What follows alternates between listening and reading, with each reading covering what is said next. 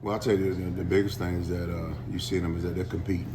And, that's the only way we're going to have a chance to compete at a high level, man. We got to come out every day and we got to be competitive. And I love their demeanor in the classroom in terms of preparation. And I love the way they got on the field and compete. Are we making mistakes? Yeah. Do we have things we got to clean up? Yes. But the effort and the competitive level is something that you want to see the guys do every day. And other things you can correct and clean up. So we're really happy with the way they're competing, and we got to increase that. When we talked with you in the spring, you said physical tools for somebody like JC, it's obviously all there. Still had to develop a little bit. We've heard so much about him and the strides he's taken this preseason. What have you seen out of him that have allowed him to step into a bigger role? Okay. Shit, I think I forgot everything about the spring, but it's a sign of the age. But JC is having a really good camp, man. And, it's amazing. You have to remind yourself that, every year they're going to get better and better because they're older. And I think he's maturing in football. And he asks meaningful questions now. He's more engaging. And you can see it shows up on the field. And the biggest thing with him is that you have to continue to coach his confidence up, man. But he's having a really good camp, and you can look in his eyes and tell that he's believing in himself. And with that length and that speed, I tell him all the time, you get your hands on somebody, you can run with anybody. So it's really, really good to see him maturing and turn the corner and put himself in a position to help us play at a high level. So really happy with his progression in camp. When you evaluated the scrimmage from your group, what were the things that stood out? Well, the thing that stood out, first of all, is that we got to be better down the field. We got to do a better job of, getting down the field, turning and playing the ball and taking it away. The other biggest thing that stood out is that we want to be better tackles on the perimeter. I know a portion of it, wasn't live. There was a portion that was live, but even when you have the plays where you're not going to the ground, you want to see them have the play speed where they get in position to make the tackle.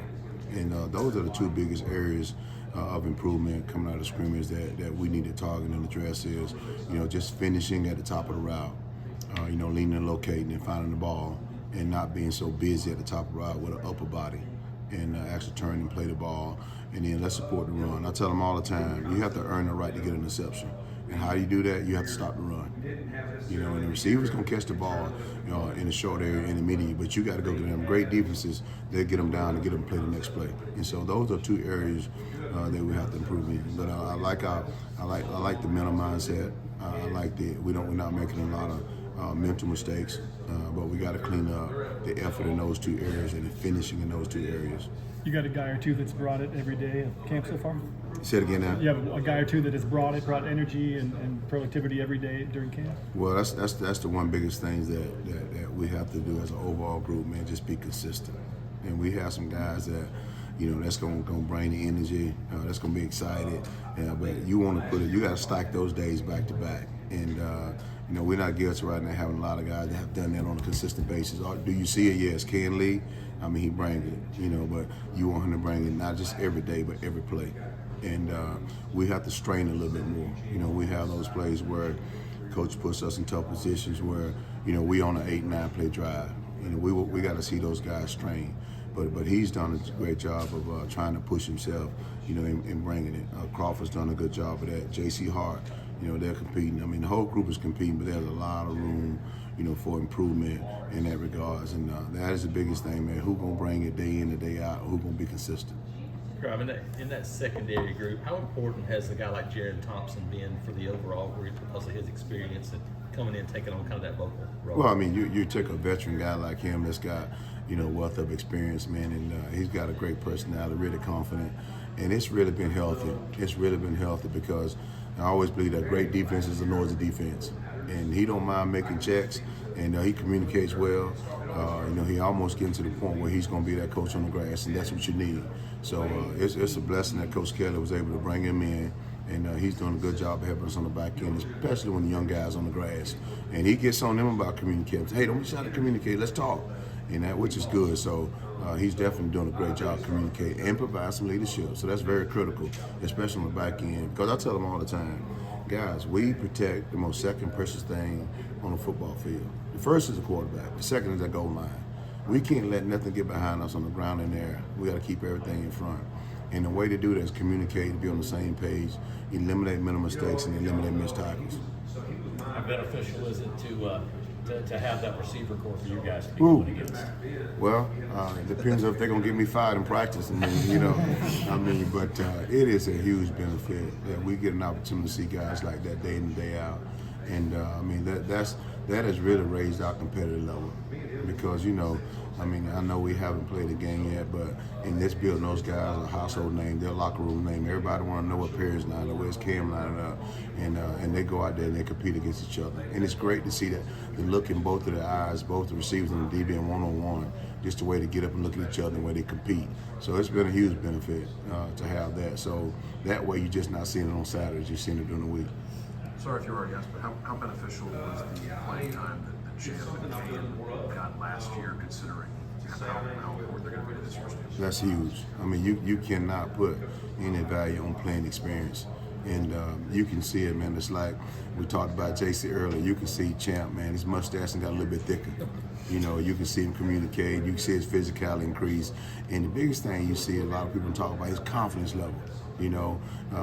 Last year you look at Champ, and he'd make a mistake, and you would see the confidence kind of dwindling. You have to pick him back up, but he'd look back at you now and say, "Hey, I got it."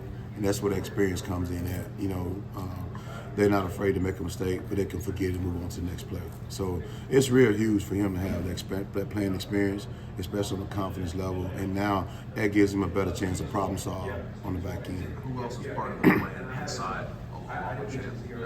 The slot corner, inside corner, who else will be working? Well, I know we've been in camp for a while. We're relatively young in camp right now in terms of days.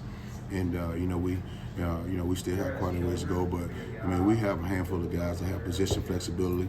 And the one thing that we're definitely doing on the back end is that we have a lot of meetings together because we do have guys with position flexibility.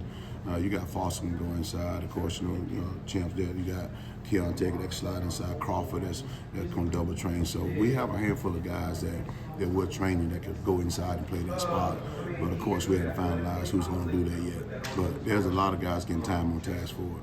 What have you seen from Antonio Kite since he's arrived and now, through first week or two of fall camp? Learning how to practice. He's really learning, that every place matters. He's really learning how important it is to play at a high level. And again, he's an older guy, very athletic, got great length. He's probably one of the most athletic guys I've been around. But he's got to learn how to play the game really, really fast. And there are times, man, we play fast, you look at him like, man, that's the Antonio Kite I want to see. So, we got to continue to coach him in that manner. And I think every day he learns more and more how important it is for him to have play speed and just play it on the field. Because, when he run and get in position with this length and athleticism, he gives himself a chance to take the ball away. How did he grade out the scrimmage? Because it seemed like he was kind of a problem in a good way from your perspective. Wait, say it again now. How did he grade out from the scrimmage? It seemed like he was competing pretty hard that day. Yeah, you look at the tape, man. It's always, things really clean. Coaches are never satisfied. We're never satisfied, but there were some bright spots. The biggest thing that he has to clean up is tackling. And then, like I said, in play speed. But there were some good things that we're going to build off of and clean up the things that he didn't do well. But, man, I'm glad that we have him in the building, and he's going to have a chance to help us. With Keontae having missed a few days, do you feel like maybe that could be a silver lining for guys like JC and Antonio who are able, like in the scrimmage, were able to grab a lot of those first-team reps? Well, that's good. They got some reps, but we need to hurry them getting back out there. But it's always a benefit, and I've always looked at things that look positive side of things, and you're spot on. You're spot on. And when you're in those situations, it's really good. It's healthy for younger guys and guys that are down the roster, if you will, to get those valuable reps. And so, yes, it's been a huge benefit, for those guys to be able to get those reps in that moment. Ron, how important is it to you to be a mentor to some of these young men off the field, and why is that important to you? Well, it's really important because I'm a firm believer that the better relationship that you have with your players, the harder you can coach them. And I think that the better that you can remind them that I'm a human being coaching football, and a lot of players don't care about how much you know until they know how much you care. And having that relationship, being a mentor to them away from the game, man, it's huge. Because, unfortunately, a lot of these guys, the coaches are the only heavy voice they're going to hear a lot. And then these young men away from home, and, it's bigger than just football, man. It's about life. And right now, the landscape of college football is changing. And so these guys need more mentoring, more advice now from coaching more than anything. And that's one of the charges that the head coach, Coach Freeze, charges with. You know, it's captured the heart and minds of our players. And he just doesn't mean on the field. And if you're in your office and your players are not coming by your office to see something's wrong, you know, so you got to forge that relationship. And it's really, really critical that you be a mentor to them, because they're going to listen to somebody. And you rather them listen to you than listen to some random person. So that's really critical this day and age.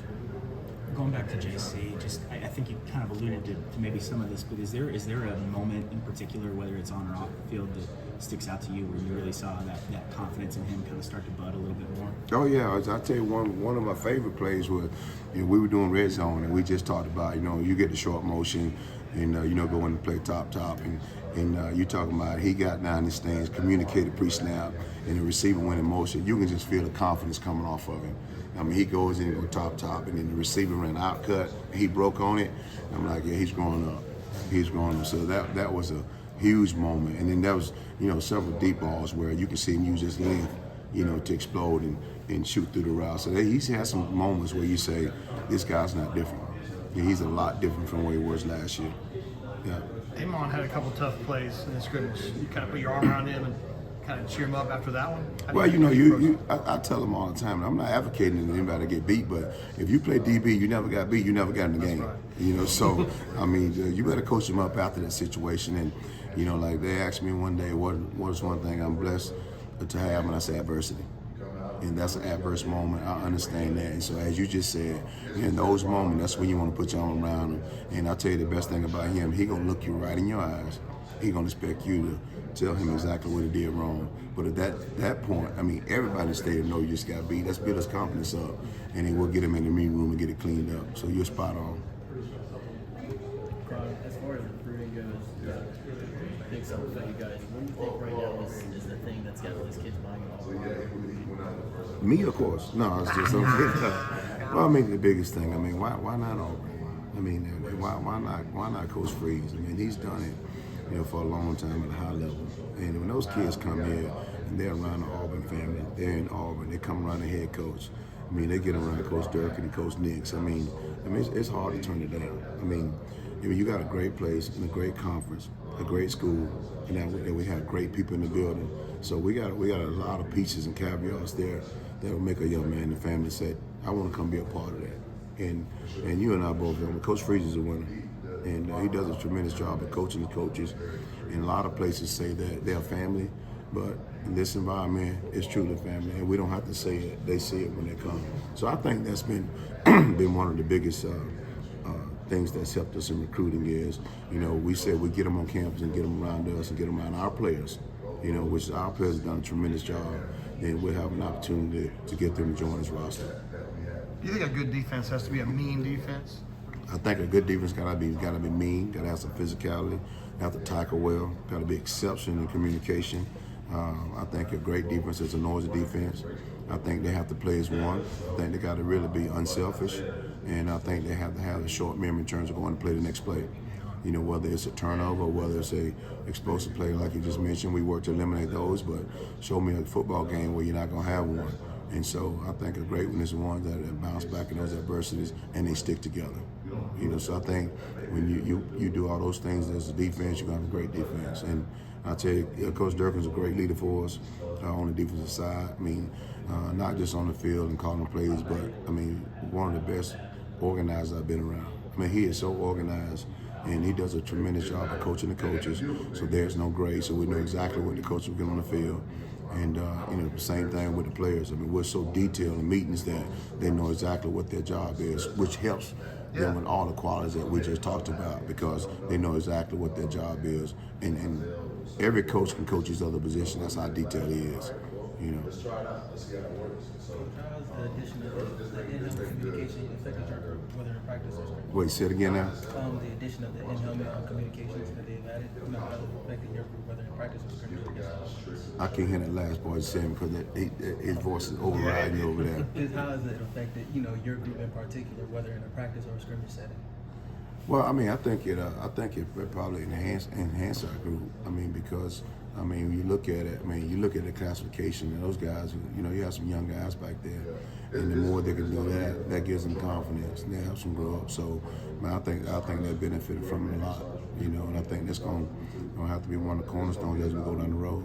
Will you have guys with headsets on in your position at all? No, it's gonna be the linebackers, and having time in the NFL, I think it's gonna be really critical because now the communication piece, you can talk to that player on the field, he can turn around and talk, and I think it helps you eliminate hand signals, you know, where people are stealing your signals. Yeah. You know, so I think that communication piece, anytime you can enhance the communication, then your playability, your play speed, and your ability to execute should go up. And so to have Coach be able to talk directly to somebody on the grass, I think is huge, and I think it's helped tremendously. And I know he likes it, you know.